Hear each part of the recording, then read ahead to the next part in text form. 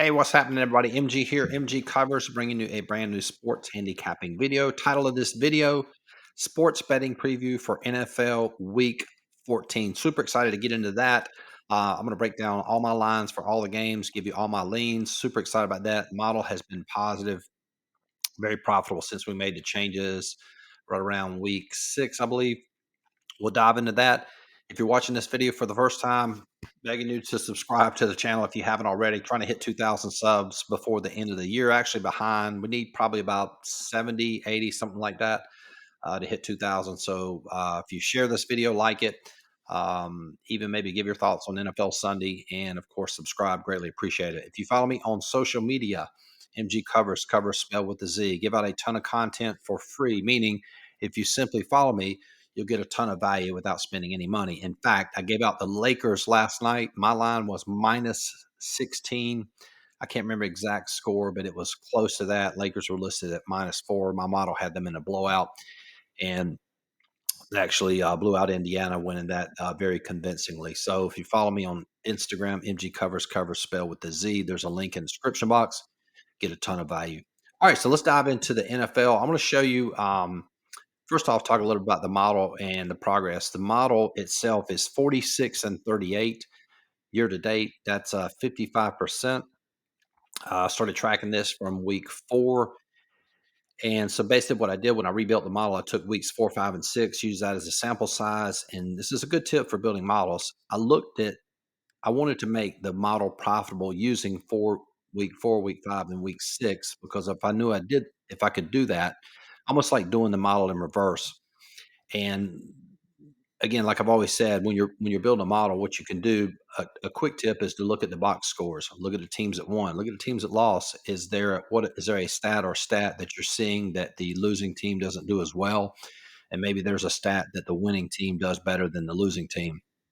And then on top of that, one other thing I've discovered, and this is huge this year with regards to NFL, I went and read Billy Walters' book.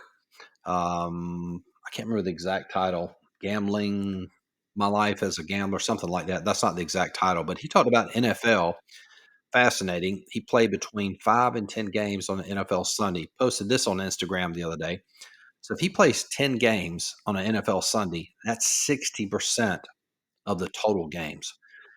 And if he plays about 5, that would be roughly around 30% of the total listed. Now, mentioned this before, and this is a very important concept to learn about NFL. NFL is similar to soccer, even though they use 3 points for a field goal, 7 points for a touchdown. It's basically one score. So teams in NFL that win generally win by one goal, more or less, if you equate it to soccer. So if the scoring margin is very low, you're going to have to play volume. And look at last week. Last week the model went 4-4. I think it would have been profitable, a few dogs in their cash, and I'm not sure. I can't see. No, it looks like it went basically 4-4. But nonetheless, I think it would be very difficult when you have, say, 5 or 6 games of value, trying to narrow that down to 2. In your model, you'd be better off, if the model's good, to play the volume and let the variance sort itself out. Because then if you try to cherry pick it down, very difficult to do. Okay, so let's dive into power rankings itself. We'll go through each of these, and I'll kind of show you my lines, the games that have value. So right out the gate, I kind of have Indianapolis here. My line is -7, so they're an underdog against Cincinnati. Next one, I went ahead and listed the Rams, even though we have my line is Baltimore -1. Reason I put that in there, Rams are getting 7.5. So I threw that one in there, even though technically my line's -1. I generally only like to play teams that are favored in my model. Chicago, one of the most improved teams in NFL. I would say Denver runs parallel with that. We have Chicago -11 against Detroit. And then take a look there at Carolina. Carolina hopefully should win one of these games here before too long. They are -2 my line, so we have value there. Let's slide down to Houston. We have Houston at -8. They are a small favorite against the Jets. I'm going to go through the actual lines, and we'll talk about these games in a little bit more detail. Over here to the next side, we have Minnesota is -5. That line opened, I think, at -1, and now it's moved up to -3. So a small amount of value there with Minnesota. I mentioned Denver already. We have them at -1. They're small dogs today. Buffalo, we have winning over Kansas City. Kansas City in the small slump. Denver sort of, I mean, Buffalo back on track, so to speak. -4 is my line for them. No value in the Dallas game. Green Bay, we have Green Bay at -13. I don't think there's any value in that one. I have to go back and check. And then maybe they do. I don't have that listed because that's a Sunday night game. We'll look at that. And then Miami is -11. So let me write that down. I'll remember it, Green Bay and Miami. All right, so let's go look at the actual lines for today, and we'll give some thoughts here. All right, so what you're looking at, this is sportsbookmakersreview.com. You take a look at, just to kind of refresh your memory. You see right here, this is the ticket count. 51% of the tickets are on Carolina, the first game, 49% on New Orleans. And you look at the opening line, was at 6.5. Most books now down to 6 in favor of Carolina, and that's a tricky one there. Generally, what I always like to play money line dogs, but you could make a case for taking the point because hey, it covers the field. It doesn't cover the touchdown, but definitely covers the field goal. And of course, that 4 point victory of margin. It doesn't happen as often as the 3 and the 7, but it's in there. Meaning, you know, if you were having a +7, that would be ideal because it covers all the most popular, margin of victories, but you would be covering the 3 and the 4 there. Alright, so the next one, of course, Rams there at 7.5. No movement there. You'd almost like to see a little bit of movement. It's almost like if it went down to 7, I feel like you'd have a lot of people jump on Baltimore, so I think the books laid a good line there. No movement at 7.5. Next one there, we have Indy favored via my model, getting 2.5. Small bump in favor of Cincinnati. I would play that if you were doing it. I would play it on the money line. Let's take a look at what you could get. Probably roughly,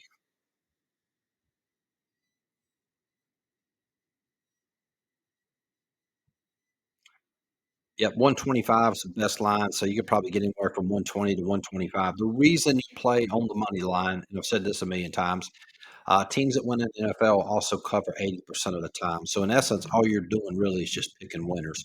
So the plus 2.5 is not going to help you because the margin of victory that's most popular occurs most often is the 3. So if Indianapolis can win, more than likely they'll win by 3 or more.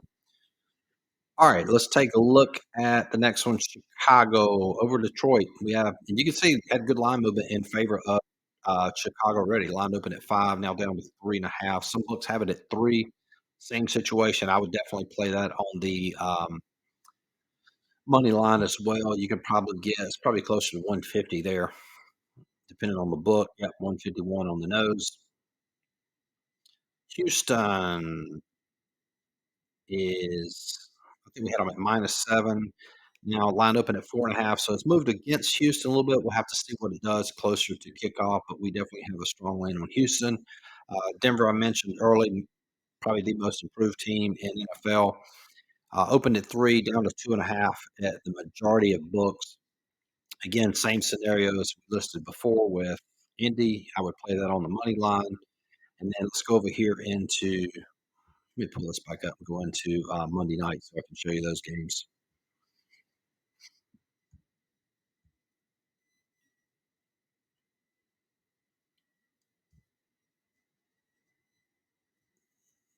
Okay, so just to review, let's go back to my lines here. So we had Green Bay -13, and we have Miami -11. So we'll take a look at.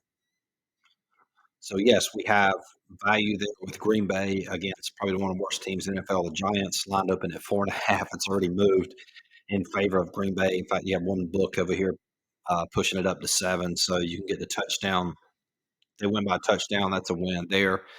And then Miami, no value there.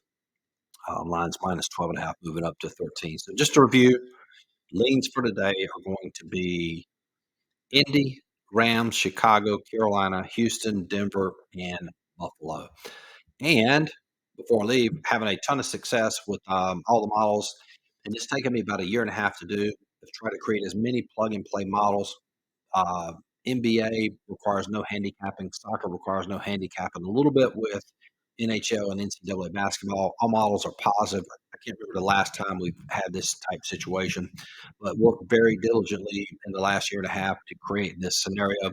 So if you want access to those models, $50 a month, very inexpensive. In addition to that, you get access to all of my coaching videos. If you want access to all my plays, $100 a month. And if you join for an entire year, it's $4.99. You get access to everything. We'll have some spots open for my coaching program. If you want to learn this business, learn how to build models, there's a link in the description box to sign up to get put on the email list for this. That won't open up till probably mid-January or so. I'll have some openings. And that's it. Good luck today with NFL. Like this video. Don't forget to subscribe. Talk to you guys soon. Peace.